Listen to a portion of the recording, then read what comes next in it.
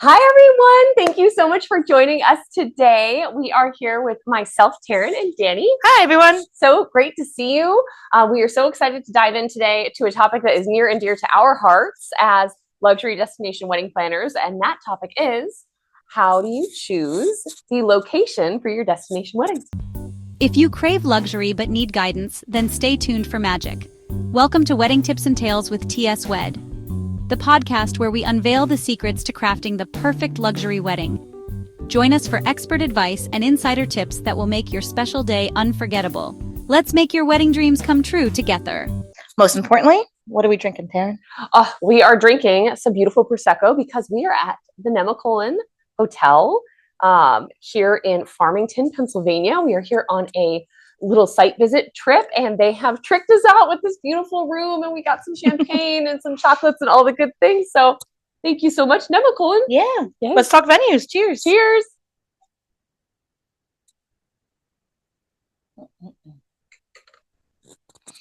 All right. So to kickstart this off, oftentimes in terms of sales, the first thing that I speak with clients about is first and foremost, of course, the planning and for the right fit and all the good things. But then a couple says, wonderful, I really want to have a destination wedding and I'm thinking about Europe or I'm thinking about Hawaii, but I don't quite know where. Where do we go from there? How do you choose in the whole wide world of destination locations where to host your wedding? So I think first and foremost, we discuss budget. Yes. We had to discuss budget, and we have other podcasts about budget and how to really get to that and figure out where you're falling. But simplified it, Hawaii is the most expensive. Mainland US is next, depending on where you are, right? There's definitely different spots. And then I would say like Europe is pretty cheap. Not cheap, but it's just your money's going to go farther in Europe. You're going to spend still, but your money's going to go farther. And again, this is all dependent, right? There's obviously going to be some venues that are way more expensive or way less expensive on both spectrums. And then I would say like Mexico, The Caribbean. South America, Caribbean is going to be more cost effective for what you're wanting. Correct. Yeah. So I think that we don't just chat with our couples. So we don't just chat with our couples about budget first, because somebody might have an idea in their mind, like, okay, I really am invested in spending only $150,000 total. This is really important to me. But then if they find the venue that is absolute perfection for them and it's 175 or 200, they might go, oh, but it's worth the additional investment for me to at least consider this location and this property. And so I think too, one of the most important things that we do once we confirm a client with us is we do a discovery call. So what is that like? So in a discovery call, we're going to chat with our clients about who they are as a couple, where they're coming from, where their guests are coming from. So where their friends and family are coming from, right? So often we'll do weddings in Hawaii that have half of the guests coming from Asia, half coming from the mainland US, because it's the halfway point, right? It's a destination for all guests, but it's not, your auntie and uncle from Japan having to fly all the way to New York while your New Yorkers are just, taking the subway. So we'll discuss that, and then we'll start to get into like, what are the priorities? What is the kind of experience you want to give your guests? Do we want to pick a location that is already special to the couple or to the family, someplace you vacationed in since you were a kid, or where grandma and grandpa used to live, or anything like that? Or do we want to create a new memory in a new location? So we had clients once who got married in California because they had never been to the vineyards. Where was it again? Why am I blanking? Cindy and Phil. Oh, yeah, Paso Robles. Yeah, Paso Robles. I blanked for a minute. But they had never been to Paso Robles, and they wanted a place that they could always say was like their place, that the only memory from that place was the best day of their lives, which was their wedding, right? So sometimes that's important. Sometimes, you want some place that you already know. But we'll discuss kind of all of that in the discovery call when chatting with them. Well, and part of the discovery call too is our priority is to understand your priorities during the discovery call. And so we don't just want to know things like budget and family history and places of meaning to you, but we also want to know in terms of what are some weddings that you've been to that you loved and what did you love about them? because oftentimes those will have nods to venues, even if you don't understand that. So for instance, if a couple says, well, I absolutely love this wedding that we went to in New York City, and it was, in the public library, and they had these huge, gorgeous, towering centerpieces that I thought was the best thing ever. Well, to you as a couple or a newly engaged couple, that might not ring of a venue location. That means indoors. That means indoors. Yeah, that means indoors. If you are invested in, and the most important part of that wedding, and it completely impacted you, was these huge, tall, towering centerpieces, you cannot be outside if that is a priority for your wedding, because the likelihood of wind interrupting that vision is very high, which means that either it's going to blow over and be a safety hazard, or we're going to have to scrap it on site and then reorganize based on the current weather. And I think we had that happen once actually in Hawaii. We did. We not? Yeah, we did. We literally pulled. Tell the tale from the beginning. Well, I mean, it's our florists. They wanted tall centerpieces for some of their tables. It was the windiest day of all windy days in Maui.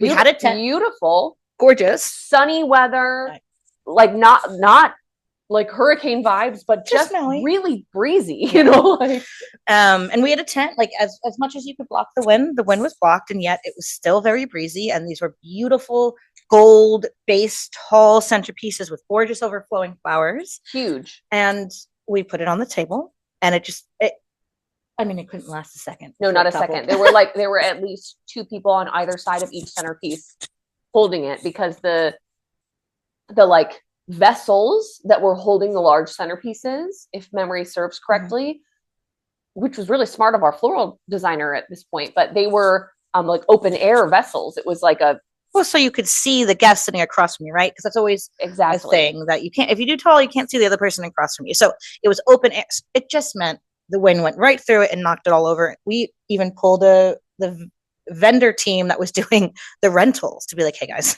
like, can we drill into your tables? Can we make this happen? Is there a way to rig this? And I think they did. They did. Yeah, no, we figured it out.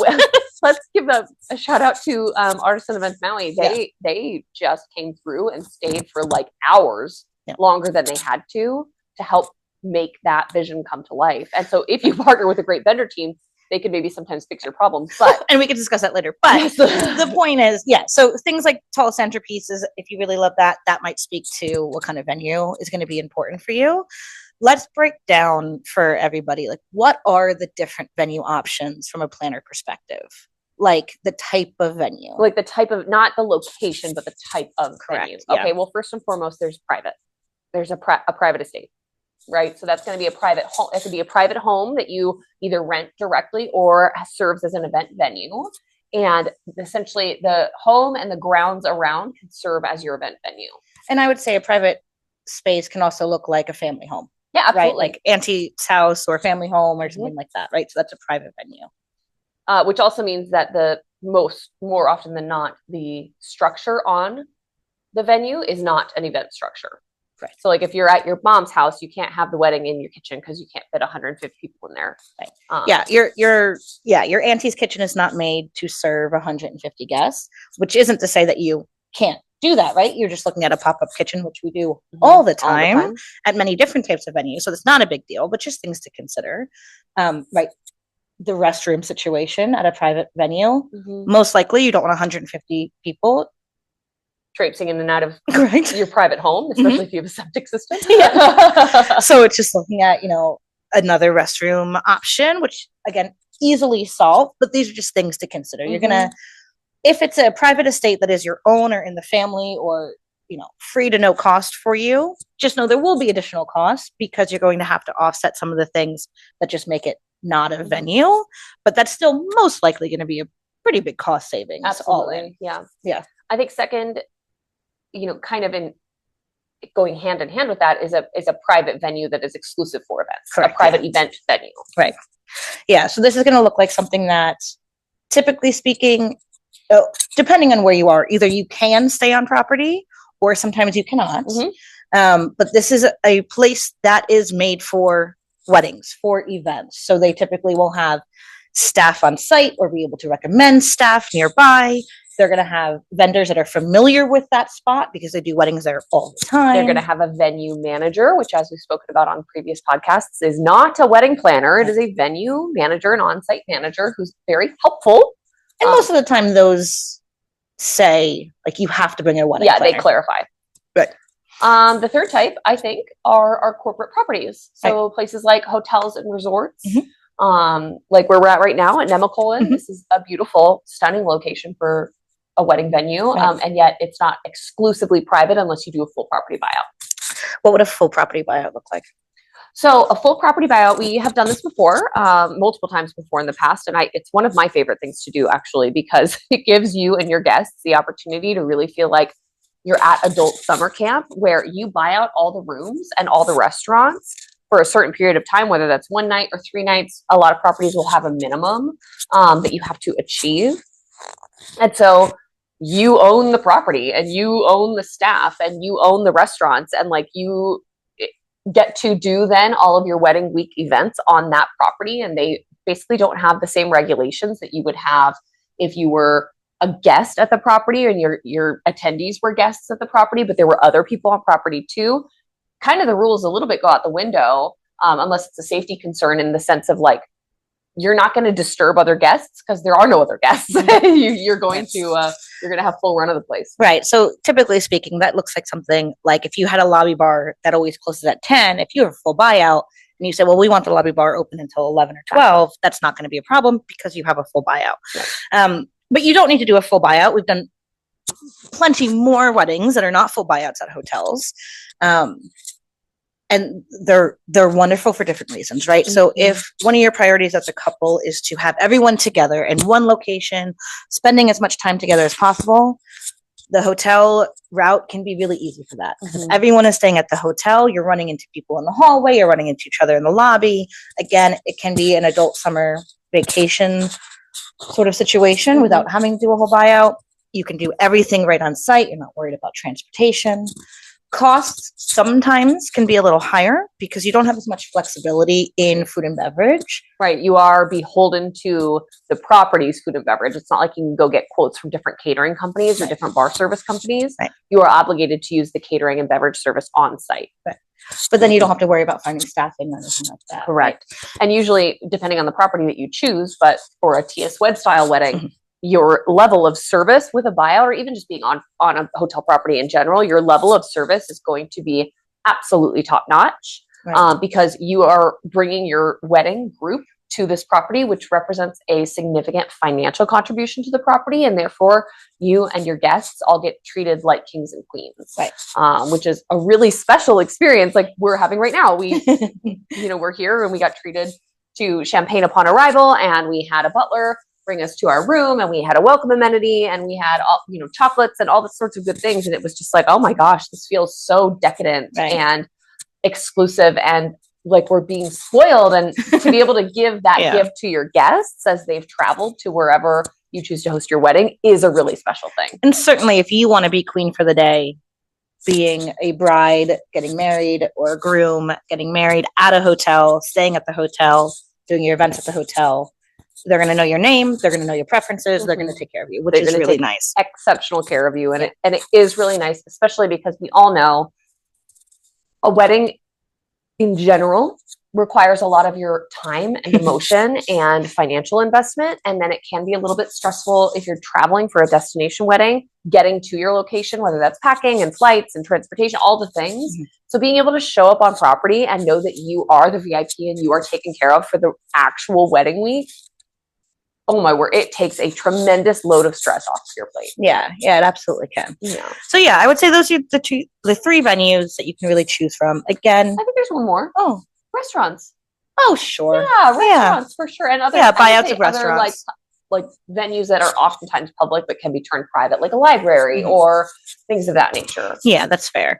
Those I think you just have to be careful with to make sure that it has space for ceremony and reception. Because oftentimes, and that's why I didn't think of it at first, oftentimes they're kind of reception only spots sometimes. Not always, but oftentimes. So you just want to make sure there's space for both ceremony and reception. And if there's not, like for instance, just because we were talking about the New York Public Library, the New York Public Library oftentimes flips really fast. And so like Marcy Bloom does a really beautiful job. And of what this. does that mean for people who don't know what flipping means? Correct. So people want to have the wedding at the New York Public Library, the ceremony on the stairs, because it's so amazing and just like this epic, very iconic view. And then they want to do the dinner reception there as well, which means that after the ceremony, guests are shifted over to the cocktail reception area, which is upstairs in a balcony area that overlooks the space. And then the wedding team, the wedding crew comes in and flips from a ceremony to a dinner reception. So they're bringing in the tables, they're bringing in the new chairs, they're bringing in the floral centerpieces, they're bringing everything in that has probably most likely been preset and stored in a side room, and then it's just brought out. So if you want to do something like that, that is absolutely possible. And it's very normal too. Even Very some normal. hotels do that. The Fairmont in DC does that in one of their beautiful spaces over there. So that is a common thing. It's just making sure that your guests are in another space, so they're not necessarily seeing that magic unfold or being in the center of all of that. Right. But yeah, exactly right. Yeah. So, okay. So diving back into how do you pick? So there are different kinds of venues in different locations. So hopefully that little section that was really smart thing I think that you did to say, like, here are all the different types, will help you narrow down to like, what is the vibe that we want? Do we want to have this chic, cool restaurant vibe, or do we want to have this al fresco European outdoor situation? Like, where do you want to fall? And that is something that we'll discuss on the discovery call. And then oftentimes for us, we then present different options to our clients based on that discovery call and say, hi, like, based on the fact that you really want to be in this location and here are your top 3 priorities, like, here are 4 venues that we really strongly recommend. What do you think? Right. We recently, I think now's a great time to tell our tale. We recently connected with a sweet client who we're just absolutely thrilled to be working with. They're just lovely, wonderful humans who we really connect with on an authentic level. But they, during our discovery call, they shared a price point with us. They shared their priorities, and they shared that they really wanted to be in Hawaii. They had family connections to Hawaii. It was a very important place to them and to specifically the groom's family. He grew up there for a season, and his mom has really like tight connections there and currently lives there. And so they really wanted to be in Hawaii. Great. So we ended up we did exactly what I just said. We went through the discovery call. We identified their priorities. We identified, all the parameters within which we were working. And then we presented them with multiple different venue options. We narrowed it down to 3. Of the 3, they picked their favorite. And then the favorite's proposal came in, and the proposal was a lot higher than they were expecting, specifically on room rates. Right. So not so much on the event side of things, but on room rates. And this particular couple, being unbelievably generous, want to contribute to their guest rooms, and it was going to put them over budget. Right. And so then all of a sudden they went, oh my gosh, like, wait a second. We were moving, we were going in the right direction. We were like almost ready to confirm, basically. And they had to put the brakes on because they realized that their priority of paying and covering the cost of some of the guest rooms was a higher priority than their priority of the location. Right. Which is okay. This is the very beginning of the planning process. And so it's totally normal to go, wait, I have a shift in priorities that I didn't recognize before we started going. Right. And so then what do we do as planners if there's a shift in priorities? We shift. Yes. So we go, great, heard. We say back what this new change is, what the shift is. And awesome. So what we're hearing you say is, this price point is our priority. You want all your guests to still be together. You still want a hotel venue because you want everyone there. You want that experience. But budget is a higher priority than anything else. And so in this case, we said, great, can we look outside of Hawaii? Yeah. Because outside of Hawaii, you're going to be able to accomplish that and still have the luxury, the service, the ambiance, all of the things, and be able to stay within budget. And then I think we offered an option as well for within Hawaii. We said, listen, if you want to stay within Hawaii, then this is going to have an impact on your guest count. So instead of having 150 guests, we might need to look at having 75 guests instead to better accommodate this price point. Yeah. And so let's weigh the options now and present new options. And I just want to encourage all of our couples that you don't have, like, the first venue that you narrow down, it's okay if there's a bump in that road. Right. Like, and I wouldn't even just say, okay, I think it's totally normal. Like, that's very normal. In fact, it should be expected that, like, it's kind of like trying on a wedding dress. Like, you're going to try on all these different beautiful wedding dresses, and maybe you find one that you go, oh my gosh, this is totally it. This is totally it. And then all of a sudden Monique Boulier is charging you $25,000 for the dress. And you're like, oh, oh no, guess what? You're still going to have an amazing dress. Like we're going to figure out a way to make it work, whether it's by redistributing your budget so you can't get them Monique Goulier, or by going, okay, can I find a dress similar to this that works within my price point? Right. In order to make it happen. And so if you've hired an excellent planning team, they're going to guide you through it. They're going to guide you through it. And even if you just have like a great friend group, it's like super researchers and like, you know, all the things, like whether it doesn't matter what walk of the wedding planning process you're in, the world is a really, really big place. And there are lots and lots of different venue options for weddings. And so your perfect location is out there. Don't get discouraged. It's okay to take your time in finding the right location for you. Right. Yeah, exactly right. And I think what you said earlier too is great. Like there really isn't any black and white when it comes to venues. There's going to be some give and take. We had clients one time who said, how did he phrase it? He said like, it's a lever. Like if we need to pull this lever so that we can do this that way. Yeah, it was something like that. Who was that? Was that Farouk? No, it was Farouk. Yeah. No, Farouk. But that was right. It was like, okay, what are our priorities? And if we do this, then we can't do this. If we can do this, then we can do that. And so you have to understand that the whole wedding planning process, but certainly starting with the venue, is going to be a bit of figuring out exactly what lever we want to pull, exactly what our priority is, and then setting yourself up for success. Because if you pick a venue that is outside of your price point, you are starting off on the wrong foot, because everything out past that is going to be outside of your price point. And we still have flowers and linen and chairs and dinner to all discuss, right? So you want to make sure the venue is really important, both visually, the vibes, the aesthetic for your guests, what that experience is going to be like, but also just making sure that planning is smooth. Yeah. And I think that kind of the underlying priority for our couples and for us as we kind of begin the navigation process through venue selection, it's absolutely communication, which is like, it sounds so silly, just like so simple to say it like that. But if you guys are communicating clearly with each other, if you're being honest with yourselves and with, you know, if you have other family members that are contributing to the finances or that have an opinion on the location, like if you are openly and honestly communicating about that in the beginning and during the venue selection process, both with each other and with your planners, it is going to make it a more enjoyable process as opposed to a stressful one. Totally. And so that's something that this couple I was just sharing about did really, really well with us. They were able to go, oh my goodness, wait, we just talked with each other and we talked with my parents and we realized that the priority to pay for some of the guest rooms, supplement some of the guest rooms is more important than the location. So let's look at 3 different locations. We're looking at 2 states and then 1 place in Mexico right now. And so it's like, that is so helpful and useful to you as you navigate through the planning process. Right. And then selfishly to your planners, that is just like a breath of fresh air. Do us a favor. Don't say that you want a beach wedding if you have family members that are unable to walk on sand. Yeah. Listen, we'll search the world over to find you a good spot, but let's be honest about what we need and what we're looking for. That way we can really focus our attention and time, and that we're not all wasting time looking at venues that are unrealistic, just like wedding dress shopping.